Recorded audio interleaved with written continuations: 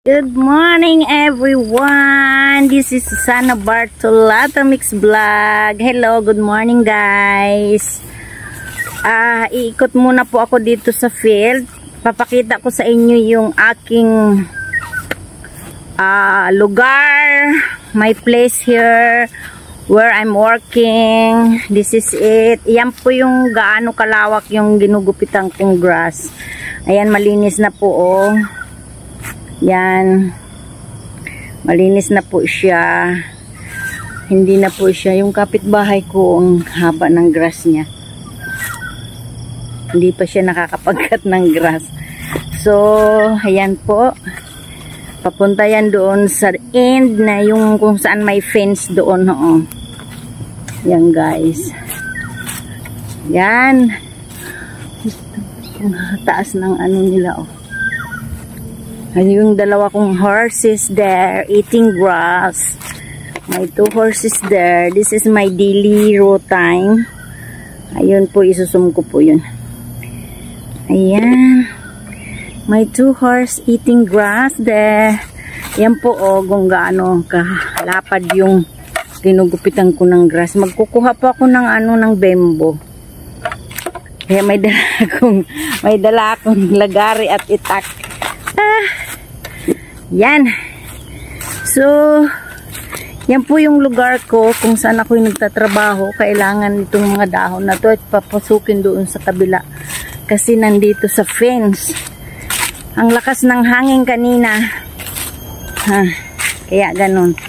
Alam nyo ba guys, ito oh, ang taas-taas niya oh guys. Ano yan eh, lansunis yan, puno ng lansunis. 2 pirasong puno ng lansunis. Kaya lang nung namunga siya, hindi na pa kinabangan kasi kinain lahat ng kabog at naka ng squirrel. Yan, hanggang dyan po sa fence na yan po ang aming lugar dito na. Yan po, yung ginugupitan ko ng grass. Alam niyo ba kung gaano kalaki? Hanggang doon yan o sa kabilang may fence. So kung saan yung 2 kong horses ay nandun. Yan. Hanggang doon po yan. So malinis na po siya guys. Hindi na mahaba yung grass niya. Ay, natapos ko din. 1 week ko po yan natapos. Every day 1 hour hinihap. Kung yun lang ginagawa ko sa umaga. Yan. So, hi guys! Ilang lupa po ay tingnan nyo yung kanilang lugar o kasi maraming jungle pa sila. Jungle. Kasi hindi nila minimaintain yung kanilang ano tawag dito. Yung kanilang lugar. Hindi katulad ko, minimaintain ko yan guys. O, iba malinis. Ayan, hanggang dyan po yan lupa. Hanggang doon sa baba, hanggang doon na yun o. Nandun yung bahay. Ayan, hanggang doon. Ito yung tinanim kong rubber tree. Malaki na. Alam nyo ba kung bakit may tanim dyan na bulaklak? Diyan ko po binabarid yung aking mahal na mga alaga na nawawala na. Yan po. So, ayan, very nice. Kaninang umaga, ang lakas-lakas ng hangin. Para siyang, ano, may bagyo. Kaya lang, ganun talaga pag mag-Chinese New Year. Pag malapit na yung Chinese New Year, sumahangin siya. Ayan, yung kapitbahay po namin is, hindi nila minimaintain yung kanilang lugar. Kaya, madamo at matataas yung hindi nila ginugupitan ng monthly. Kaya yun. Ako miniminting ko po yun. Kaya yan ang mga gumagapang na yan oh.